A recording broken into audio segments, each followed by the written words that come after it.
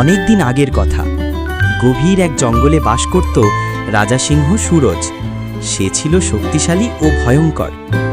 জঙ্গলের অন্য পাশে থাকত এক নিরীহ ও শান্ত হরিণ, নাম চিত্রা। সব প্রাণী সিংহকে ভয় পেত, কিন্তু চিত্রা ছিল ব্যতিক্রম। সে ছিল সাহসী ও চিন্তাশীল। এক বছর প্রচণ্ড খরা দেখা দিল। নদী শুকিয়ে গেল, গাছের পাতা ঝরল, খাবার দুর্লভ হয়ে উঠল। সিংহ দুর্বল হয়ে পড়ছিল। কয়েকদিন ধরে কিছুই খেতে পারেনি। একদিন ক্লান্ত সিংহ শুয়েছিল ঝোপের পাশে। ঠিক তখন পানি খুঁজতে এসে চিত্রা সিংহকে দেখল। সিংহ কাঁপছে, নিঃশ্বাস নিতে কষ্ট হচ্ছে। ভয় পেলেও চিত্রা এগিয়ে গিয়ে বলল, তুমি কি অসুস্থ রাজামশাই? সিংহ অবাক, কেউ তাকে ভয় না পেয়ে এমনভাবে কথা বলছে।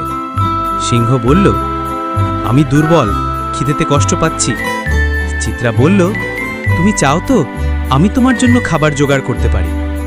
সিংহ প্রশ্ন করল, তুমি হরিণ হয়ে আমায় খাবার দেবে যদি তোমাকেই খেয়ে ফেলি? চিত্রা হেসে বলল, বিশ্বাসী হলো বন্ধুত্বের শুরু। চিত্রা প্রতিদিন ফল, ছোট প্রাণী, শুকনো খাবার এনে দিত সিংহকে।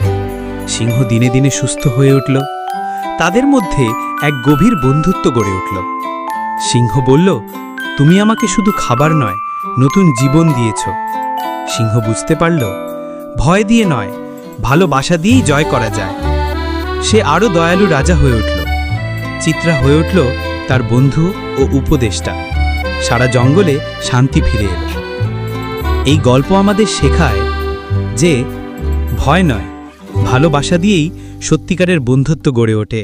আর বিশ্বাস আর সহানুভূতিই হল